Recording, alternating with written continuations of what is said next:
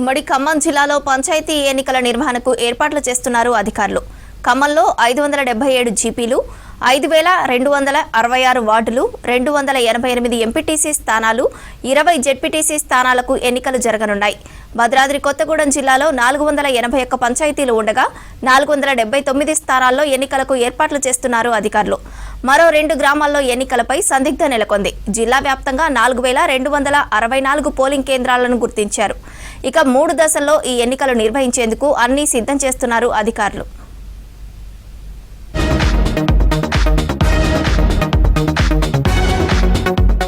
ఏడాది తర్వాత జిల్లాలో మళ్లీ ఎన్నికల సందడి మొదలు కానుంది. గ్రామ పంచాయతీలు, జిల్లా, మండల పరిషత్ పాలక వర్గాల గడువు ముగియటంతో ఎన్నికల నిర్వహణకు సిద్ధమవుతోంది ప్రభుత్వం. ఉమ్మడి ఖమ్మం జిల్లాలో ఎన్నికలకు ఏర్పాట్లు చేస్తున్నారు అధికారులు. ఇప్పటికే ఎంపీటీసీ, జెడ్పీటీసీ స్థానాల్లోని ఓటర్ల జాబితాను విడుదల చేయాలని ఉత్తర్వులు జారీ చేశారు. ఖమ్మం జిల్లాలో గ్రామ పంచాయతీల సంఖ్య 577కి తగ్గింది. మొత్తం 589 జీపీలు ఉండగా ఖమ్మం రూరల్ మండలంలో 12 గ్రామ పంచాయతీలను ఏదులాపురం పురపాలక సంఘంగా ఏర్పాటు చేశారు. ఇందులో 2 జీపీలపై సందిగ్ధం నెలకొంది. ఈ 2 పంచాయతీలు, వాటిలోని 22 వార్డులపై పంచాయతీరాజ్ శాఖ ఉన్నతాధికారులు ప్రత్యేకంగా నోటిఫై చేయాల్సి ఉంటుంది. నోటిఫై అయిన తర్వాతే తమ లెక్కలోకి వస్తాయని చెప్తున్నారు పంచాయతీరాజ్ శాఖ అధికారులు. అప్పటి వరకు 577 పంచాయతీలు, 5266 వార్డుల్లోనే పరిగణలోకి తీసుకుంటామని చెప్పారు.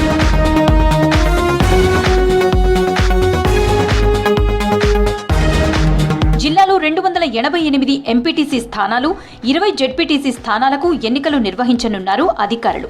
2019 ఎన్నికల టైంలో జిల్లాలో 289 ఎంపీటీసీ స్థానాలు ఉండగా ప్రస్తుతం పునర్విభజనలో 1 సీటు తగ్గింది. ఖమ్మం రూరల్ మండలంలోని 10 గ్రామ పంచాయతీలను మున్సిపాలిటీలో విలీనం చేయడంతో అక్కడ 2 ఎంపీటీసీ స్థానాలు తగ్గాయి. మరోవైపు రఘునాథపాలెం మండలం నుంచి 3 గ్రామ పంచాయతీలు ఖమ్మం రూరల్లో కలవడంతో 1 ఎంపీటీసీ స్థానం వచ్చింది. ఇలా ఖమ్మం రూరల్ మండలంలో 1 స్థానం తగ్గినా పునర్విభజనతో మరో స్థానం కొత్తగా ఏర్పడింది. ప్రస్తుతం మొత్తం 288 ఎంపీటీసీ స్థానాలకు ఎన్నికలు జరగనున్నాయి.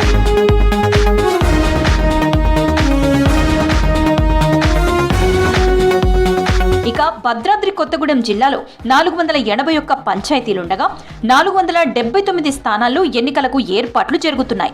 భద్రాచలం, సారపాకతో పాటు మరో 10 పంచాయతీల్లో ఎన్నికలపై ఇంకా ఎలాంటి క్లారిటీ రాలేదు. కొత్త కార్పొరేషన్, మున్సిపాలిటీలో కలిసే గ్రామాలపై గెజెట్ రాలేదు. అయినప్పటికీ ఆయా గ్రామాల్లో ఎన్నికలకు ఏర్పాట్లు చేస్తున్నారు అధికారులు. అయితే భద్రాచలం, బూర్గంపాడు మండలాల్లో సర్పంచ్ ఎన్నికలపై సందిగ్ధత కొనసాగుతుంది.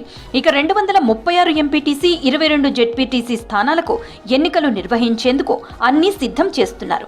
గతంలో భద్రాచలం, బూర్గంపాడు మండలాల్లో ఎంపీటీసీ, జెడ్పీటీసీ ఎన్నికలు జరగలేదు.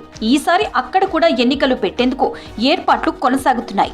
ఇప్పటికే ఆయా పంచాయతీల్లో ఓటర్ల ముసాయిదా జాబితాను విడుదల చేశారు అధికారులు. భద్రాద్రి కొత్తగూడెం జిల్లాలో పంచాయతీ ఎన్నికల నిర్వహణకు 4264 పోలింగ్ కేంద్రాలను గుర్తించారు అధికారులు.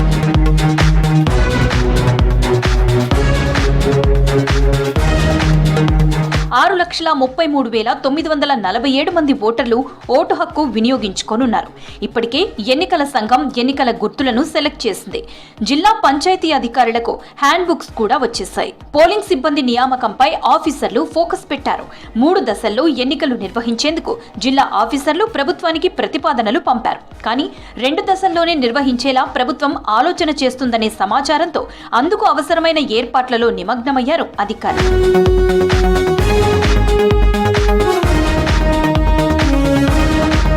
భద్రాచలం గ్రామ పంచాయతీలో ఎన్నికల నిర్వహణపై ఇప్పటికీ ప్రభుత్వం నుంచి ఎలాంటి ప్రకటన లేదు. దీంతో ఓటర్ లిస్టు ప్రకటించినా ఏర్పాట్లు చెయ్యట్లేదు అధికారులు. మరోవైపు అశ్వరావుపేటను మున్సిపాలిటీగా అప్గ్రేడ్ చేశారు.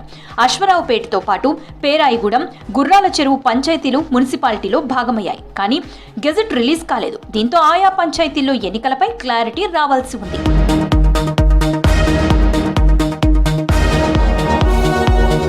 కొత్తగూడెం, పాల్వంచ పాల్వంచ మున్సిపాలిటీలతో పాటు సుజాతనగర్ మండలంలోని 7 పంచాయతీలను కలుపుతూ కొత్తగా కొత్తగూడెం కార్పొరేషన్ ఏర్పాటు చేయనున్నట్లు ప్రకటించింది ప్రభుత్వం.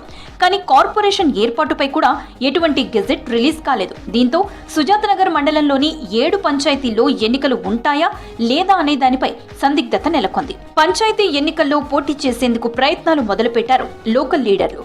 మాజీ సర్పంచ్లు, ఎంపీటీసీలు, జెడ్పీటీసీలు, గ్రామాల్లో పట్టు ఉన్న నేతలంతా టికెట్ కోసం ప్రధాన పార్టీల పెద్దల దగ్గర మంతనాలు చేస్తున్నారు.